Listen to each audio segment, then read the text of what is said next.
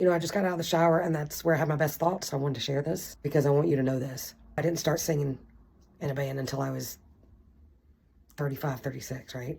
I'd been on stage most of my life because I started dancing early, and I did theater when I was a kid, and even went to college for partial dance. But I'd never experienced the band thing. I didn't grow up with that. Nobody really in my school had a band.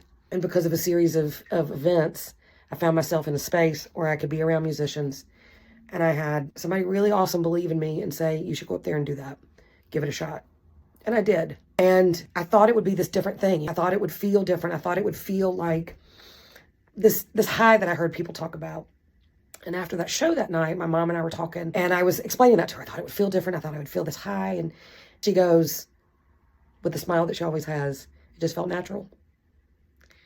And it was just like this, my heart kind of bounced out of my chest in a positive way. Yeah, it just felt natural. It felt natural. Being on stage was a part of my life. It was a part of my upbringing. Hell, I was even I was the kid that loved to be in the audience, and I knew all the actors' lines. I loved being a part of that world. I love being a part of it, whether it was on stage or behind the stage or running lights or doing all that kind of stuff. I loved it. And yet, because I let it get in my head, and because people did tell me that I didn't look a certain way, that I didn't move a certain way, that I didn't sound a certain way, that stuff wasn't available for me. And so I allowed myself to believe it for a very fucking long time. When my mom said that about it feeling natural, it was like coming home. It was like, yeah, it feels natural. And I put my hand up to God and I said, okay, fine, I will do this thing, meaning I will pursue this. And it has not been easy. It's not been smooth sailing. And just by saying that, agreeing to pursue it, didn't open up doors and all of a sudden, massive things were happening.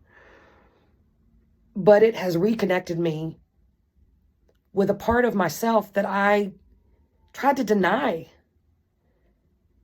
for a very, very long time. And that's just not right. And I don't want that for you, and I don't want that for anybody else that feels that way. If there's something that feels second nature, it doesn't have to be singing, it doesn't have to be performing. That's my thing, right? And that's where the folks that I coach with, that's what we're working through. If it's welding, if it's weightlifting, if it's book writing or plumbing or whatever it is that you just feel called to, you just do yourself a disservice if you don't do it, because it's like denying a part of who you are. I love you.